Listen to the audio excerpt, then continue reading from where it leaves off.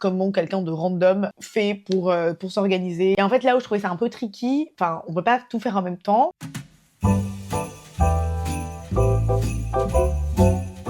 Salut tout le monde, j'espère que vous allez bien. Aujourd'hui, on se retrouve pour une vidéo sur l'organisation du mariage. Je me suis munie d'une petite boisson au gingembre. J'adore ce truc, ça s'appelle Gimber. Je vous mettrai ça à l'écran. C'est trop bon.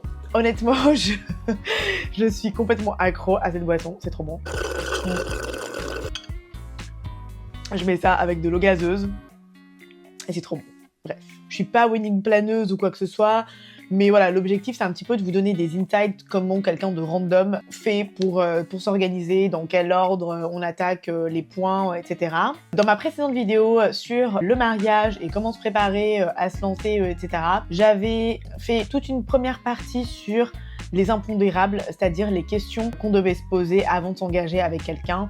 Les choses qui pour moi étaient voilà donc la base. On s'était dit qu'il fallait s'assurer d'avoir les bases des bases, donc c'est-à-dire la communication. Ensuite qu'il fallait voir et faire attention à avoir donc des bases communes avec son ou sa fiancée pour ce qui était de la fidélité de l'engagement, pour ce qui était des finances, la place du travail au sein du couple, la gestion des tâches ménagères, les enfants, l'éducation des enfants, etc. Et ensuite on avait enchaîné sur des conseils sur l'organisation du mariage et les trois plus grosses étapes en gros qu'il fallait tacler. Donc en premier, voilà, il y avait la création d'un mail commun, la date qu'il fallait choisir, ensuite le lieu de réception, réserver la date de la mairie et ou l'église.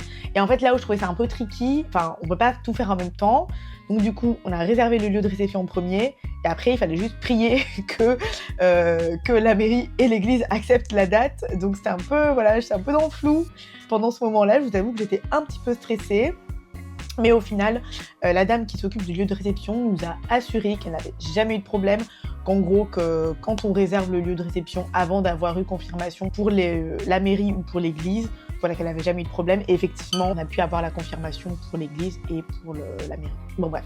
Donc du coup, voilà, même si c'était un peu bizarre de réserver un lieu alors qu'on n'avait pas la date pour les deux autres lieux, bah écoutez, ça s'est très bien passé. Donc là, on a eu la confirmation des dates. Aujourd'hui, on a le lieu qui a été réservé, la mairie qui a été confirmée et l'église qui a été confirmée. Donc, je suis très contente. Les trois dates sont OK.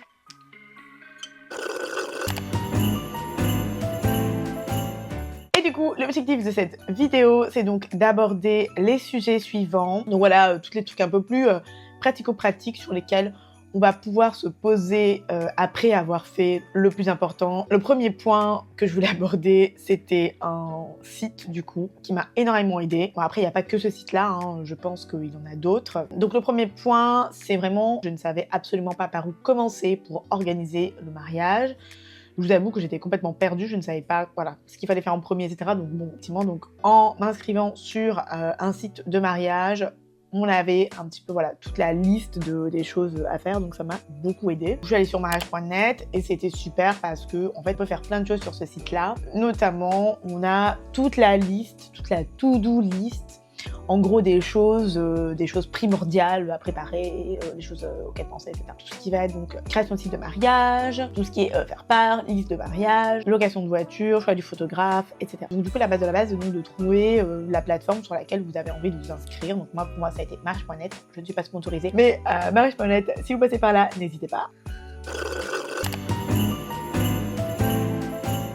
Et donc en gros, l'objectif c'est quoi? Donc 1, c'est créer un site de mariage. Pourquoi créer un site de mariage? Alors le site de mariage, ça vous permet de centraliser toutes les informations pour vos invités. Donc voilà, de parler, de présenter le lieu, les horaires, le dress code s'il y en a, etc.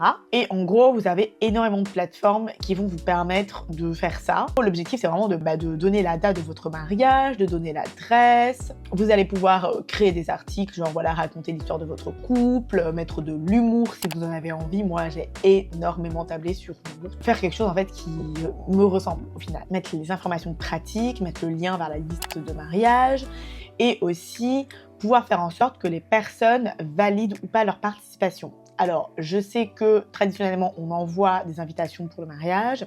C'est nous ce qu'on va également faire, donc on va envoyer des faire-part. Mais sur le faire-part, en gros, on mettra que les personnes pourront confirmer leur présence ou pas via le site en fait. vraiment un outil indispensable, je trouve. Et du coup, le petit plus, c'est que du coup, vous allez pouvoir personnaliser votre site et faire un site en fait qui vous ressemble, tout simplement pour partager en fait votre histoire. Ensuite, on va voir les faire-part. Donc, pareil, moi, je vous avoue que je fais les faire-part via mariage.net. C'est super pratique, encore une fois, parce que vous avez plein d'onglets qui vont vous permettre de voir le style. Vous allez pouvoir vraiment déterminer votre DA que vous allez avoir sur vos faire-part et faire un petit peu la même chose pour les plans de table, pour les menus, etc. Donc, si jamais vous avez envie de faire quelque chose de plutôt homogène et avoir la même DA, c'est hyper simple. Tout est super bien fait sur le site pour pouvoir, voilà, créer en fait votre DA qui vous ressemble et avoir des faire-part personnalisés, etc. Et c'est hyper simple à faire. Ensuite, quand les personnes vont se connecter sur votre site, vous allez pouvoir récupérer leur adresse mail pour ensuite leur envoyer soit des faire-part électroniques, soit leur demander leur adresse postale afin de leur envoyer des faire-part traditionnels. Vous aurez le choix en fait d'envoyer des faire-part électroniques ou d'envoyer des faire-part manuels. Après voilà, moi je trouve ça quand même sympa d'envoyer les faire-part de manière traditionnelle parce que ça fait que les gens vont garder quand même un souvenir de votre mariage, tandis que bon, si c'est par mail, c'est très bien aussi, mais voilà, ça reste un petit peu moins personnalisé et on ne garde pas les mails de la même manière qu'on garde les faire-part physiques, quoi. Et du coup, au niveau du timing, on va avoir à peu près les faire-part, il faudrait les envoyer à peu près 6 à 8 mois avant la date fatidique. Donc personnellement, je pense qu'on est un petit peu en avance, mais on n'a pas encore exactement l'horaire pour l'église, donc je ne peux pas encore rédiger les faire-part. Malheureusement, il faut que j'attende d'avoir exactement l'heure, comme ça tout le déroulé sera posé en fait sur les faire-part. J'ai commencé déjà un petit peu à regarder quelle direction artistique je voudrais pour mes faire-part, etc. Donc voilà, je me suis un petit peu avancée là-dessus. Je commençais à voir aussi un petit peu les informations que je voulais mettre, le style de papier, etc. Et puis ensuite, après, j'aurais juste à en commander un pour voir un petit peu à quoi ça ressemble. Et ensuite, une fois que ce sera validé, eh bien, je pourrai récupérer les adresses de tout le monde via le site mariage.net en envoyant un mail à tout le monde pour demander leur adresse postale. Et j'enverrai les faire-part du coup aux personnes grâce à la feature de récupération de mail. Donc ça, c'est super cool. Voilà, il ne faut pas hésiter aussi à faire un test de faire-part pour voir bien que toutes les informations y figurent et à vraiment à commander la version d'essai, etc. pour ensuite, après, commander la totalité des faire-part avant de les envoyer parce que on veut pas envoyer des erreurs sur les faire-part, bien évidemment. Ensuite, on va voir la liste de mariage. Alors, pour la liste de mariage, j'avoue que nous, on n'a rien inventé, hein. Mais la liste de mariage, en gros, ça va permettre à vos invités de vous offrir des cadeaux. Traditionnellement, quand on a un mariage, on fait une liste de mariage. Sauf que on a pour habitude de faire une liste d'objets qu'on désire, etc. Et nous, on s'est dit, donc on a copié sur une copine qui s'est mariée il y a 1 ou 2 ans, je sais plus exactement. Margot, si tu passes par là, désolée, j'ai oublié la date. Mais je pense que c'était il y a 2 ans. Et en gros, elle, pour son mariage, elle avait créé une liste de mariage, mais ce n'était pas une liste de mariage conventionnelle. Chaque objet était un clin d'œil très humoristique, en lien avec son couple. Et du coup, nous, on a décidé de faire la même chose. Par exemple, un objet, c'est un trajet pour Poudlard, par exemple, pour rendre le truc un petit peu plus fun. Et on gardera quand même le principe de l'urne, en fait, sur place directement pour les personnes un petit peu plus traditionnelles, on va dire. Mais en tout cas, c'est aussi une très bonne chose de pouvoir faire une liste de mariage. Vous avez plein de possibilités également. Vous avez Amazon, vous avez Printemps. Bref, vous avez énormément de possibilités. Je vous mettrai aussi à l'écran toutes les plateformes que vous pouvez utiliser. Nous, on a utilisé Mille Merci, je crois. C'est hyper simple à mettre en place. Et puis, faites des blagues. Il faut garder de l'humour. Et nous, typiquement, pour le voyage de noces, j'ai mis une image de l'œil de Sauron avec un voyage en terre du milieu. Donc voilà, c'est vraiment... On voit que c'est ma liste de mariage, vous voyez. On voit que c'est pas la liste de mariage de quelqu'un de random. Si on lit ma liste de mariage, je pense qu'on peut deviner que c'est moi qui me marie, quoi. Enfin, je veux dire, mes amis vont comprendre. Je trouve ça plus sympa de faire quelque chose de plus personnalisé par rapport à nos personnalités que voilà, de faire un truc juste un peu classique, on va dire. Ce qui est intéressant dans ces listes-là, c'est qu'en fait, vous fixez des montants. Vu que c'est une liste fictive, entre guillemets, on fixe des montants, mais les personnes peuvent vraiment mettre le montant souhaité, quoi. Ils sont pas obligés de mettre le montant qui est indiqué sur l'article.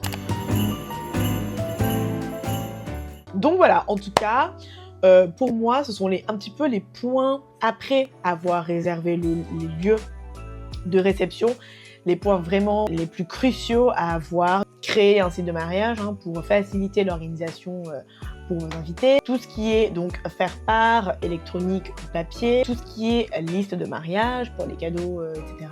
En tout cas, j'espère que cette vidéo vous aura plu. N'hésitez pas à me poser vos questions en commentaire. Je vous avoue que je fais les vidéos au fur et à mesure que je vis cette expérience de préparation de mariage. Donc moi-même, je suis un petit peu perdue, voilà, je navigue un petit peu en eau trouble, vous voyez, je suis pas trop sûre de est-ce que je fais les choses dans l'ordre ou pas, mais en tout cas voilà, j'essaye de comprendre le fonctionnement et de pas faire les choses en retard. En tout cas, n'hésitez pas à me laisser en commentaire vos questions, si vous avez des questions sur l'organisation, etc. J'y répondrai avec plaisir. Je vous remercie d'être toujours au rendez-vous. N'hésitez pas à liker, à partager et à vous abonner. Et nous, on se retrouve la semaine prochaine pour une nouvelle vidéo.